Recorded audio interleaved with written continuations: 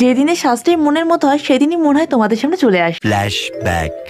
কোথাও যাওয়ার নাম শুনে আমার মাথায় হাত বসে, এই ভেবে যে কি পরি। তারপর ভাবলাম যে এই শার্টটা পরা যাক। এটা সেই দুর্গাপুজোর সময় পরেছিলাম, আর মাঝে আর একদিন পরেছিলাম, কিন্তু কোনোদিনই আমার সময় হয়নি একটু গেট রেডি শেয়ার করা ড্রেসটার সাথে। আর তোমরা তো সবসময় ড্রেস ডিটেলস জানতে চাও।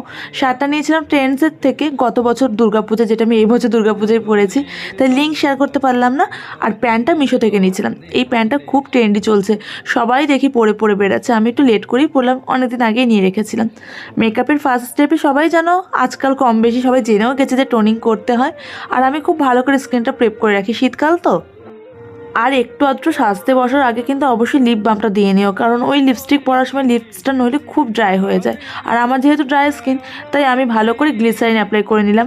গরমকাল হলে সিরাম দিতাম, কিন্তু শীতকালে গ্লিসারিনটা দিই দিনের বেলা, তাই সানস্ক্রিন তো একদম স্কিপ করা যাবে না। আমার মনে হয় আজকাল আমরা সবাই কম বেশি মেকআপ করতে পারি, শুধু আমি কিভাবে করছি আর কোন ড্রেসের সাথে কী ধরনের লুক করলে ভালো লাগে সেটাই আজকে তোমাদের সাথে শেয়ার করলাম। সবসময় প্রাইমার দেওয়ার প্রয়োজন হয় না, কিন্তু আজকে একটুখানি বেশি সময়ের জন্য যাচ্ছি, আর পিম্পল হয়েছে বলে প্রাইমারটা অ্যাপ্লাই করছি।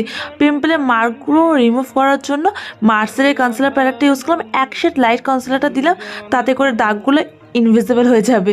আর এবার এই কনসিলারটা অ্যাপ্লাই করলাম, ভালো কনসিলার, তবে একটু অয়েল বেস ময়শ্চারাইজারের উপর অ্যাপ্লাই করার চেষ্টা করো, নাহলে না ব্লেন্ড হতে সমস্যা হয়। একদম এইচডি কনসিলার, খুব ভালো কভারেজ। আচ্ছা, লাস্ট অবধি না দেখে কিন্তু লুকটা কেউ চলে যেও না। যদি ভালো লাগে অবশ্যই একটা করে লাইক করো, একটু বেশি ভালো লাগলে নিজেদের বান্ধবীদের সঙ্গে শেয়ার করে দিও। আর এই যে ল্যাকমি ব্র্যান্ড, আমরা ছোট থেকে সবাই ল্যাকমির সাথে পরিচিত।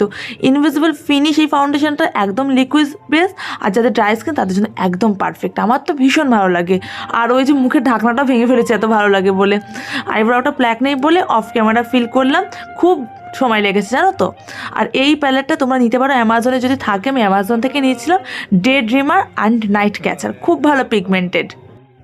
আমার আই মেকআপ হয়ে গেছে, এবার একটুখানি আই ল্যাশটা কার্ল করে একটা মাস্কারা অ্যাপ্লাই করছি, সুইস বিউটির ডুও মাস্কারা। একটা হচ্ছে ওয়াটার ল্যাশ অ্যাপ্লিকেটার অ্যান্ড একটা হচ্ছে আপার ল্যাশ অ্যাপ্লিকেটার।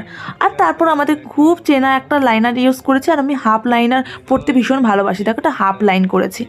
এটা হচ্ছে হুডা বিউটির রোজ গোল্ড প্যালেট, যেখান থেকে একটা ব্ল্যাক শেড নিয়ে আমি ওয়াটার লাইনে হাফ কাজলের মতো লুক করে।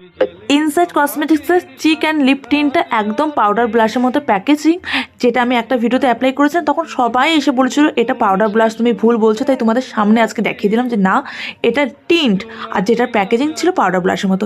একটা ধামাকাদার ফিক্সার দেখাচ্ছি, যেটা গ্ল্যাম 21-এর। এটা হেয়ার, বডি অ্যান্ড ফেসও অ্যাপ্লাই করতে পারো, খুব ইলুমিনেটিং প্রোডাক্টটা। আমার লিপসটা খুব বেশি হেভি, যে কোনো লিপস্টিক পরলে অনেক বেশি ডার্ক লাগে, ওই কারণে আমি একটু ভাষা করে দুটো লিপ শেড অ্যাপ্লাই করলাম। আর লিপ গ্লসটা এখন খুব বেশি পড়ছি, তাতে মেকআপটা ভীষণ গ্লোয়িং লাগে। অন্য সব মেয়েদের এক বাক্স গয়না থাকে, আর আমার এক বাক্স চশমা রয়েছে।